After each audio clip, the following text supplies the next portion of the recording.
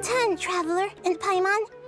And thank you, Dunyarzad, for organizing the Sumeru Festival for me.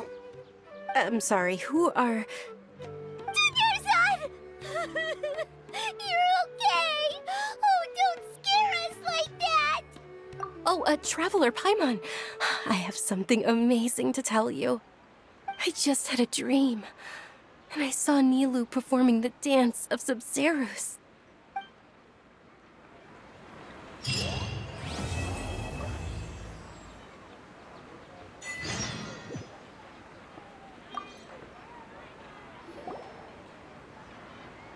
You're actually Nahida, aren't you? Paimon felt like Katheryne was acting weird when we met at the Sumeru Festival. And... Dunyarzad, did you save her? It's a really long story. We shouldn't disturb her. Her consciousness is still weakened. Let's chat somewhere else. How about by the Traveler's favorite bench?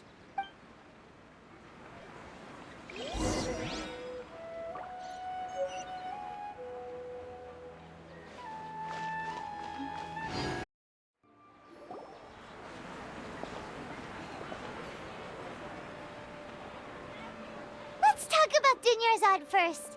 It's such a relief that she's all right.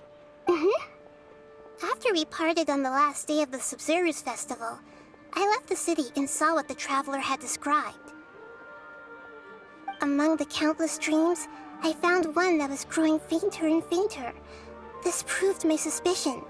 Once Dunyarzad could no longer bear the Akasha harvesting her dreams, her consciousness began to dissipate. But this also meant it escaped the Akasha's control. Such a small fragment of consciousness can't last for very long, though. It will return to its original dream, where both will gradually fade until they completely disappear. I used all the power I had to keep her dying dream alive as long as possible, but it still wouldn't have lasted for much longer if it hadn't been for you two breaking the samsara. So it looks like we did manage to save Dunyarzad in the end. Not a moment too soon. Huh? Why are you two smiling so happily? I thought you'd be so moved that you'd start crying. I need to spend more time observing human emotions. Both are fine. Everyone reacts differently. All right. You two must have a lot of other questions for me, right? After all, you saved my faithful believer. As your reward, I will answer any and all questions. At the Avidia Forest, there was this incense that made the Traveler fall unconscious and dream of a huge tree and a red sky. You also heard someone's voice, right? It said world and forget me. Yeah, so you do know. We've been wanting to ask you what that was about, and if the red sky was related to Khaenri'ah. It seems like the Traveler established a connection to Irminsul. That was a message left by Greater Lord Rukkhadevata's residual consciousness in Irminsul. Perhaps her last memory before she died.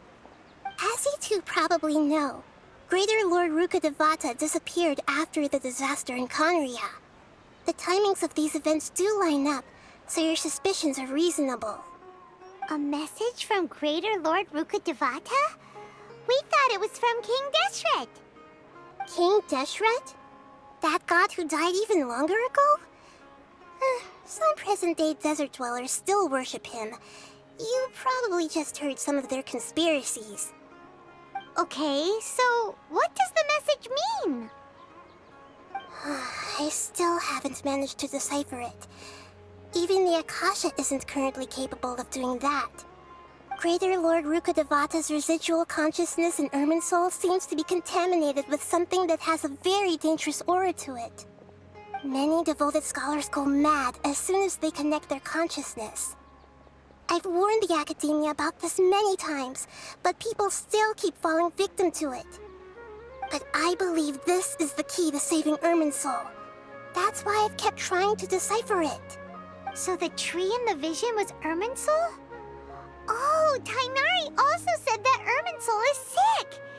Is it because of the contaminated consciousness? But Even if you can't figure out what that vision was all about, it seems like our search for you was all in vain. The Traveler wasn't affected after coming in contact with that consciousness.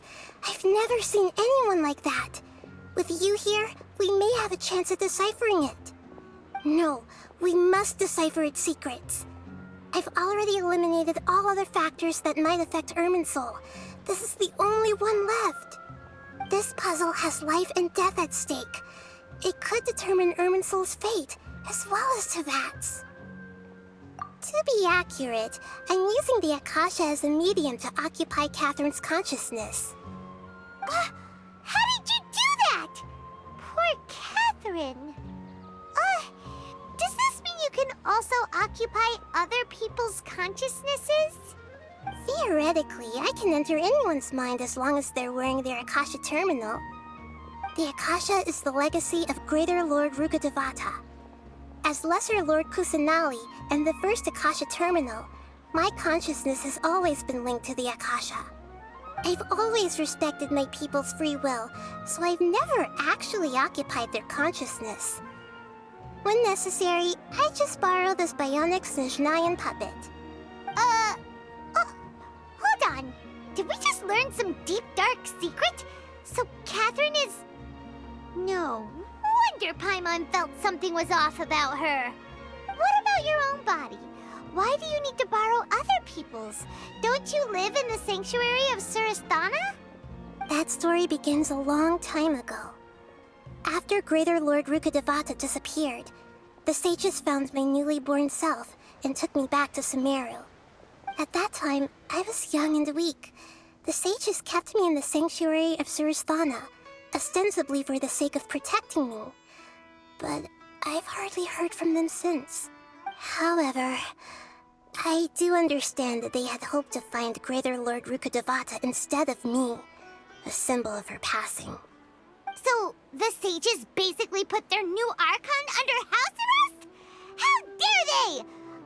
Why don't you teach them a lesson, Nahida? In some ways, they aren't wrong. Greater Lord Rukkhadevata was omniscient and omnipotent.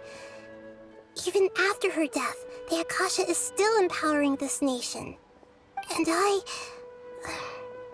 I'm still really far away from being able to call myself the God of Wisdom. Moreover, the Academia is also more proficient at governing this country.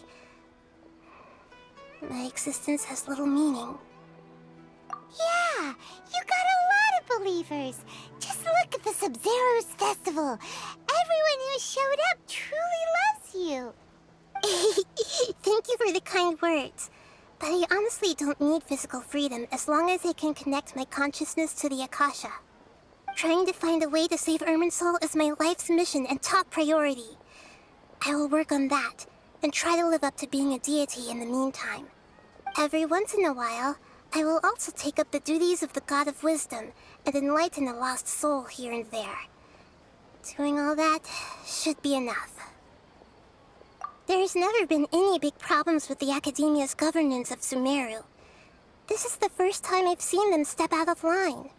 I wonder what caused them to go down this path, and what they hope to achieve. Even though the city's residents haven't noticed anything strange, if the Traveler hadn't broken the Sub-Zero samsara, the situation could have become dire. I tried to do some investigating in the Akasha, but I couldn't find anything suspicious. And all the people of interest seem to purposely avoid wearing their Akasha terminals.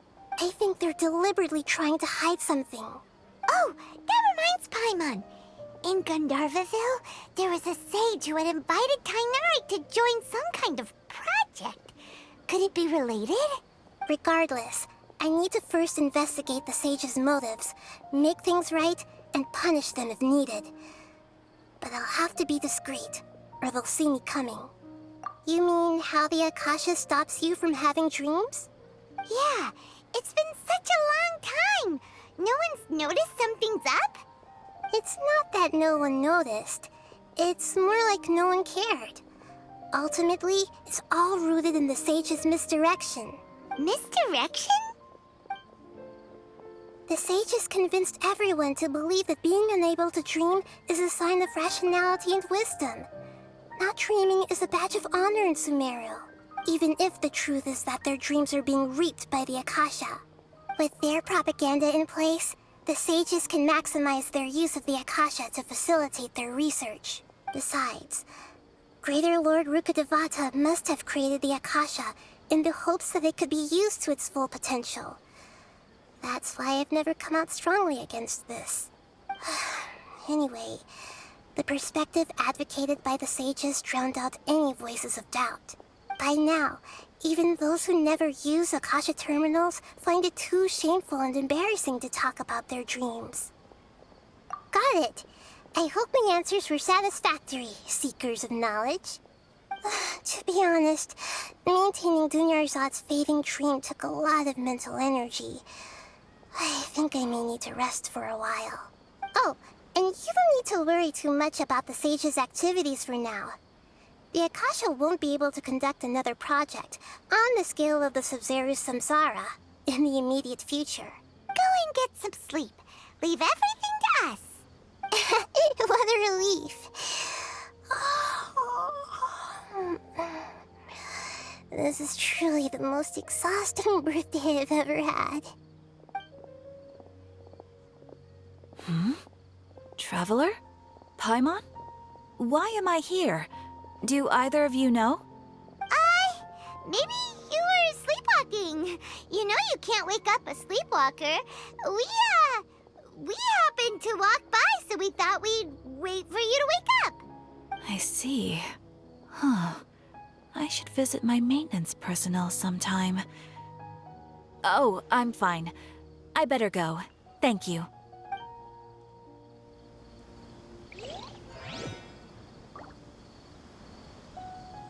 We've spent quite some time in Sumeru City, but ever since we last said goodbye to Lesser Lord Kusanali, we haven't heard anything from her.